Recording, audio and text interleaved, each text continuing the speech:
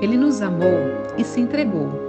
Podemos ver aqui os 3 tempos do amor do Senhor pela sua igreja. A sua igreja somos nós. No passado, ele morreu e se entregou por ela. No presente, ele a está purificando e santificando por meio da lavagem de água pela palavra. E no futuro, ele vai apresentá-la igreja gloriosa. Em primeiro lugar, se desejo amar a minha esposa como Cristo amou a igreja, preciso ter revelação de como sou amado pelo Senhor. Precisamos meditar no significado de que Cristo tem que se entregar por amor a nós. O que Paulo faz é sempre trazer o Senhor Jesus para dentro do quarto do casamento. Ele diz às esposas que elas devem se submeter a seus maridos como ao Senhor. Não diz que devem se submeter somente se eles forem dignos ou se eles forem maridos amorosos, mas devem se submeter por causa do Senhor. Aos maridos, Paulo não disse simplesmente amem suas esposas. Não, ele disse que deveriam amá-las como Cristo amou a igreja. Veja, a que ponto focal de tudo isso é Cristo?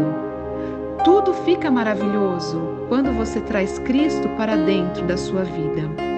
Como é isso na prática? Nenhum marido precisa se esforçar para amar a sua esposa que não é amável. Paulo está dizendo que ele deve parar e meditar no quanto é amado por Cristo. E enquanto medita neste amor, ele será cheio de amor por sua esposa. Você só pode amar sua esposa como Cristo amou a igreja se você próprio, como igreja, sentir o quanto é amado pelo Senhor. Tudo vai se tornar uma resposta a esse amor. A esposa deve agir do mesmo modo. Ela pode somente ser submissa se entender o quanto o Senhor o ama. Tudo é o Senhor. É porque sabe que é amada por Cristo, que ela é capaz de se submeter.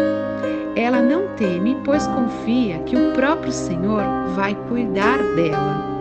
Não importa o que o seu esposo faça. Seja submissa pela palavra do Senhor e Ele irá dar a você o favor merecido. O casamento é uma prioridade do Senhor. Por isso, Ele fez o seu primeiro milagre numa festa de casamento. A festa de casamento é o primeiro dia de casado. O Senhor quer dar vida desde o primeiro dia. O primeiro milagre de Moisés foi transformar a água em sangue, que significa morte. Prestem atenção. Mas o primeiro milagre de Jesus foi transformar a água em vinho, que representa vida. A lei traz a condenação. A lei traz a morte. Mas não vivemos mais na lei, vivemos na graça. E a graça traz vida, a graça traz vinho novo. O casamento precisa estar baseado na graça e não na lei. A lei é o que você deve fazer e pensa que consegue, mas a graça é o que Ele já fez por você, é o que Ele já fez por nós. Receba com gratidão. Ele nos amou, por isso Ele nos lava com a sua palavra. A palavra aqui é rema, que significa a palavra falada. A maneira como Cristo demonstra o seu amor é falado conosco. A obra de Cristo é falar conosco para nos santificar. Ele não fala conosco para nos acusar, para nos sentirmos sujos, para te apontar dedo. Cristo não faz isso. Ele fala para nos purificar, para nos moldarmos. Precisamos aprender a falar com nossas esposas. Precisamos aprender a falar com os nossos esposos, porque devemos amá-la da maneira mais importante, como Cristo ama a igreja. E devemos nos submeter como Cristo pediu para nós nos submetermos. Em Gênesis, Vemos que Eva estava conversando com a serpente. A serpente estava falando com ela, mas Adão não estava falando nada. Desde o princípio, vemos a capacidade da mulher de falar e a necessidade do homem ficar em silêncio. A mulher precisa ter muito cuidado para não falar demais com os outros homens, pois os sentimentos fluem pelo falar. Quando ela fala, ela se conecta emocionalmente. Como os homens precisamos aprender a falar, porque quando nos calamos, permitimos que coisas aconteçam ao nosso derredor. Mas não basta falarmos, precisamos nos comunicar. No idioma delas, mulheres falam uma língua diferente da dos homens. Falam uma espécie de mulherês, enquanto nós falamos o homenês. Algumas vezes chego à minha casa cansado, sento-me em frente à TV e começo uma busca frenética por canais. Troco canal. A minha esposa vem e fica ao meu lado, passa mal e diz que eu não assisto nada, mas eu tenho a minha única intenção é de passar os canais. De repente ela pergunta: amor, você já pensou em mim hoje? De maneira automática, eu digo que sim. Mas será que ela queria ouvir apenas sim? Claro que não. Em mulherês, ela disse: amor, você me ama? Por favor, diga que me ama.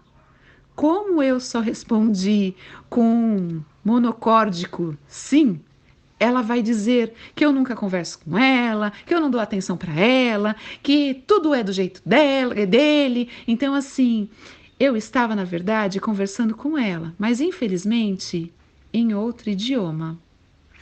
A reclamação que mais ouvi nestes anos de pastorado foi essa: meu marido nunca diz que me ama. Mas eles pensam, eu já disse isso a ela umas 10 vezes, há 10 anos atrás.